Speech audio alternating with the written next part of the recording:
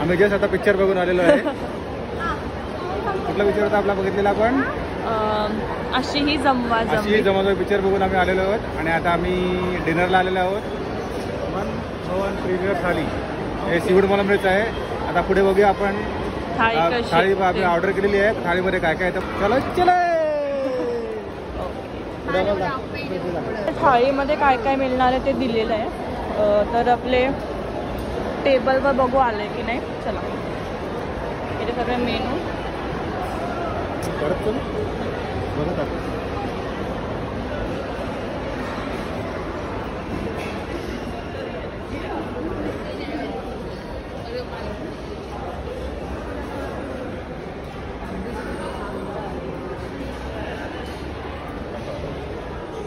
तर इथे आपले प्लेट लागलेली आहे.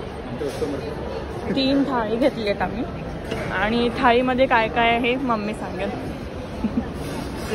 तर सगळ्या डिशची नावं आम्हाला माहिती नाही आहे, त्यामुळे कोणाकोणाला परफेक्ट नाव माहिती असेल त्यांनी कमेंट करून सांगायचं आहे.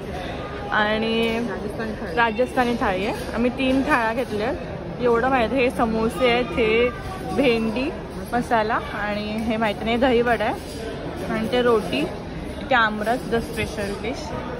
तर असे 3 मोठ्या थाळ्या दिलेल्या आहेत आम्हाला. हो छास पण दिलं आहे. आता आम्ही त्याची टेस्ट करून सांगू. टेस्ट छान वाटते एकदम मस्त.